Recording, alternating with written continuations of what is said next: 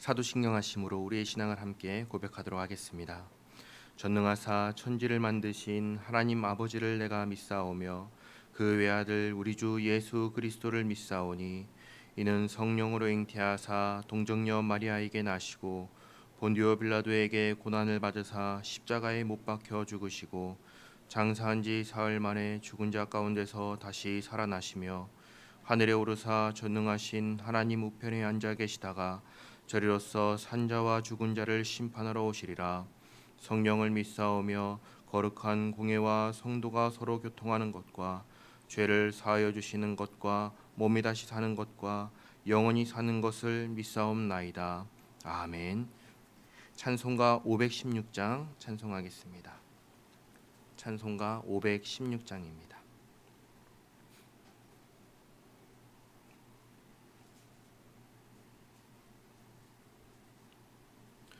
옳은 길 따르라 의의 길을 세계 만민의 참된 길 이 길 따라서 살 길을 온 세계에 전하세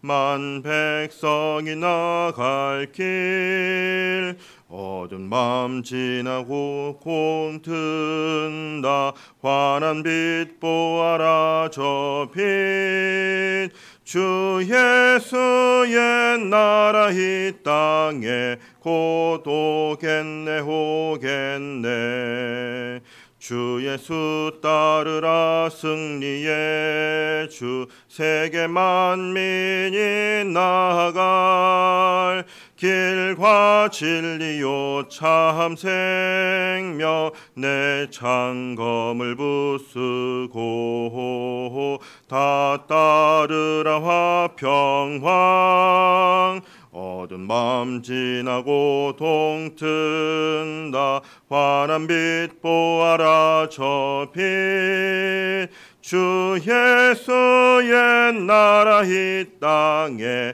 곧 오겠네 오겠네 놀라운 이 소식 알리어라 세계 만민을 구하려 내 주 예수를 보내신 참 사랑의 하나님 만 백성이 따를 길 어두운 밤 지나고 동 튼다 환한 빛 보아라 저 빛 주 예수의 나라 이 땅에 곧 오겠네 오겠네 고난길 헤치고 찾아온 길 많은 백성을 구한 길 모두 나와서 믿으면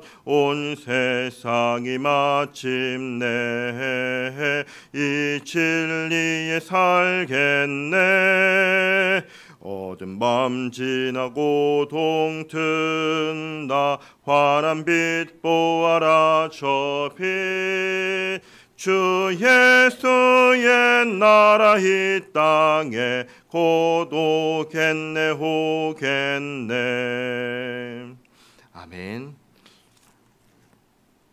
오늘 읽을 말씀은 레위기 25장 39절에서 55절까지 말씀입니다. 레위기 25장 39절에서 55절까지 말씀을 한 절씩 교독하고 마지막 절은 함께 읽도록 하겠습니다. 레위기 25장 39절입니다. 너와 함께 있는 내 형제가 가난하게 되어 내게 몸이 팔리거든 너는 그를 종으로 부리지 말고 품꾼이나 동거인과 같이 함께 있게 하여 희년까지 너를 섬기게 하라. 그때에는 그와 그의 자녀가 함께 내게서 떠나 그의 가족과 그의 기업에 조상의 기업으로 돌아가게 하라. 그들은 내가 애굽 땅에서 인도하여 낸 내 종들이니 종으로 팔지 말 것이라. 너는 그를 엄하게 부리지 말고 내 하나님을 경외하라. 내 종은 남녀를 막론하고 내 사방 이방인 중에서 취할지니 남녀 종은 이런 자 중에서 사올 것이며 또 너희 중에 거류하는 동거인들의 자녀 중에서도 너희가 사올 수 있고 또 그들이 너희와 함께 있어서 너희 땅에서 가정을 이룬 자들 중에서도 그리할 수 있은즉 그들이 너희의 소유가 될지니라. 너희는 그들을 너희 후손에게 기업으로 주어 소유가 되게 할 것이라. 이방인 중에서는 너희가 영원한 종을 삼으려니와 너희 동족 이스라엘 자손은 너희가 피차 엄하게 부리지 말지니라. 만일 너와 함께 있는 거류민이나 동거인은 부유하게 되고 그와 함께 있는 내 형제는 가난하게 되므로 그가 너와 함께 있는 거류민이나 동거인 또는 거류민의 가족의 후손에게 팔리면 그가 팔린 후에 그에게는 속량받을 권리가 있나니 그의 형제 중 하나가 그를 속량하거나 또는 그의 삼촌이나 그의 삼촌의 아들이 그를 속량하거나 그의 가족 중 그의 살부치 중에서 그를 속량할 것이요 그가 부유하게 되면 스스로 속량하되 자기 몸이 팔린 해로부터 희년까지를 그 산자와 계산하여 그 연수를 따라서 그 몸의 값을 정한 때에 그 사람을 섬긴 날을 그 사람에게 고용된 날로 여길 것이라. 만일 남은 해가 많으면 그 연수대로 팔린 값에서 속량하는 값을 그 사람에게 도로 주고 만일 희년까지 남은 해가 적으면 그 사람과 계산하여 그 연수대로 속량하는 그 값을 그에게 도로 줄지며 주인은 그를 매년의 삭군과 같이 여기고 내 목전에서 엄하게 부리지 말지니라. 그가 이같이 속량되지 못하면 희년에 이르러는 그와 그의 자녀가 자유하리니 이스라엘 자손은 나의 종들이 됨이라. 그들은 내가 애굽 땅에서 인도하여 낸 내 종이요 나는 너의 하나님 여호와이니라. 아멘. 오늘 이 새벽에도 하나님의 은혜가 저와 여러분에게 함께하기를 기원합니다. 오늘은 이제 가난한 형제가 처한 두 가지 상황을 두고 말씀하십니다. 하나는 39절에 있는 말씀인데요. 가난하게 되어서 너희에게 팔릴 경우입니다. 그리고 또 하나는 47절에 있는 말씀으로 가난하게 되어서 이방인에게 팔릴 경우. 그러니까 가난한 형제가 동족에게 팔릴 경우와 이방인에게 팔릴 경우 이 두 가지 상황을 놓고 말씀하십니다. 네, 한번 잘 생각해 보시기 바랍니다. 21세기 오늘날의 시대가 아니죠. 이 성경에 지금 말씀하는 시대는 지금으로부터 대략 3000년 전의 일입니다. 노예 제도가 있던 시대죠. 인권이 오늘날과는 다른 시대입니다. 그때 가난해서 팔리면 어떤 신분이 되었냐면 노예가 되었습니다. 말 그대로 노예입니다. 이런 노예에 대해서 43절에서 46절의 이 부분에서는 말씀하십니다. 지금 말씀드린 이런 노예는 43절에서 46절까지 말씀하시는데 영원한 노예고 자자손손 영원히 속하게 되는 노예다 이 말씀을 하시죠. 그런데 이런 노예를 삼을 수 있는 대상은 따로 있습니다. 이스라엘 민족이 노예로 삼을 수 있는 대상은 따로 있는데 누구냐 했을 때 같은 민족이 아니라 이방인은 그렇게 노예로 삼을 수 있다라고 43절에서 46절에 말씀하십니다. 그러니까 이스라엘 민족은 동족을 말 그대로의 노예로 삼을 수는 없는 것이죠. 그러면 이제 처음 말씀드렸던 두 가지 상황, 이 가난한 형제가 동족에게 팔릴 경우, 이방인에게 팔릴 경우, 그럼 이 사람은 도대체 뭐냐라는 이 질문을 하게 되는데 그거에 대해서 오늘 말씀해 주시는 것입니다. 39절 먼저 보시면 가난한 형제가 동족에게 팔렸습니다. 그렇죠? 그러면 이 가난한 형제를 산 사람에게 이 가난한 사람은 노예일까요? 아니면 노예가 아닐까요?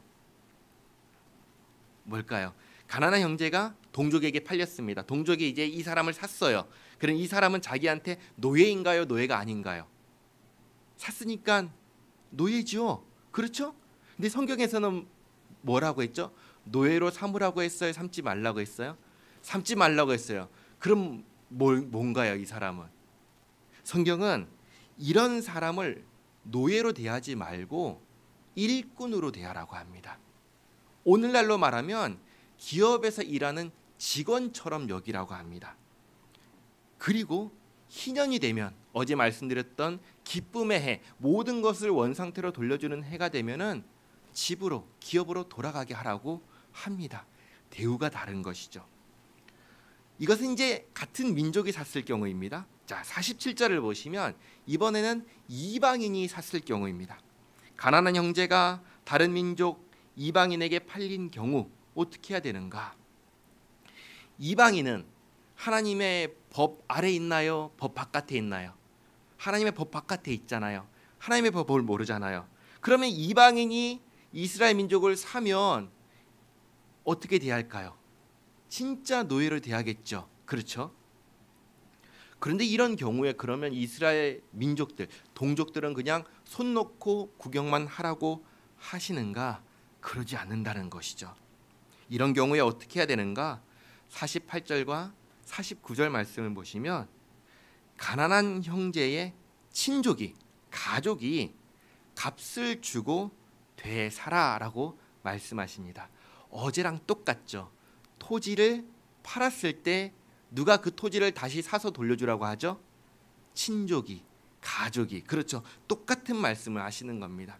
이방인에게 자기 형제가 팔렸을 때 아이고 그냥 불쌍하다, 팔렸네, 어쩔 수 없지. 그게 아니라 돈을 주고 되사라고 합니다. 값을 주고 되사는 것, 이것을 뭐라고 말씀하시냐면 속량이라고 말씀하십니다. 값을 주고 도로 사는 것. 자, 그러면 친족이 이방인에게서 자기의 가난한 형제를 돈 주고 도로 샀습니다. 그럼 이 가난한 형제는 친족에게, 자기를 산 사람에게 뭐가 될까요? 노예가 될까요? 노예가 아닌 자가 될까요? 샀으니까 노예잖아요. 노예로 여기지 말라는 것이죠. 그럼 어떻게 해요? 처음 봤던 말씀처럼 품꾼의 하나로 여기라 말씀하십니다. 노예로 대하지 말고 일꾼으로 대하고 희년에는 돌려보내라 말씀하시죠. 이렇게 말씀하시는 이유가 무엇일까요? 다만 가족이니까, 다만 동족이니까? 아닙니다. 42절과 55절 두 번에 걸쳐서 이렇게 말씀하십니다. 뭐라고 말씀하시냐면 이스라엘은 내 종이다. 이스라엘은 나의 것이다. 내 것이니까, 내 종이니까 내 종을 종으로 팔지 말아라 말씀하십니다. 다르게 말하면 무엇인가요? 이들은 하나님의 소유다 말씀하시는 거예요. 하나님의 소유를 사람의 소유로 영원히 팔리게 하지 말아라 말씀하시는 것입니다. 그리고 여기에서 더 나아가서 이 속량이라는 단어를 잘 생각해 보시기 바랍니다. 값을 주고 산다는 것입니다. 하나님께서 애굽의 종되었던 이스라엘을 값을 주고 사셨습니다. 또 성경은 우리가, 저와 여러분이 예수 그리스도께서 십자가에서 흘리신 피값으로 속량받았다라고 말씀하십니다. 예수님께서 흘리신 피값으로 값을 주고 하나님께서 하나님의 소유로 샀다라고 말씀하십니다. 그래서 우리를 뭐라고 부르시냐면 예수님 안에서 하나님의 소유, 하나님의 것, 하나님의 백성이다라고 말씀하십니다. 더 이상 죄와 사망의 종이 아니라 하나님의 것이다라고 알려주시는 것이죠. 이것이 은혜입니다. 구약시대 때부터, 이때 때부터 예수님 안에서 받게 될 속량을 알려주신 것입니다. 여러분, 나는 누구의 것입니까? 나는 누구의 것입니까? 나는 나의 것입니까? 나는 나의 것이 아닙니다. 나는 나의 주인이 따로 있습니다. 나의 주인은 나야? 아니요. 나의 주인은 하나님이십니다. 나는 하나님의 것입니다. 그러므로 내 인생은 누가 책임져 주시냐면 내가 책임질까요? 그렇지 않습니다. 나의 인생은 하나님께서 책임져 주십니다. 그래서 우리는 안심하며 한평생 살 수 있는 것입니다. 그래서 우리는 언제 어느 상황에서나 편안할 수 있는 것입니다. 하나님께서 나를 책임져 주시는 나의 주인이시기 때문입니다. 이 사실을 기억하면서 오늘 하루 주님께 모든 것을 맡기고 나에게 주어진 일을 성실하게 감당하며 살아가는 우리 모두가 되시기를 바랍니다. 기도하겠습니다. 하나님, 이 새벽을 깨워서 주님 앞에 나와서 말씀 듣고 기도하게 하시니 감사합니다.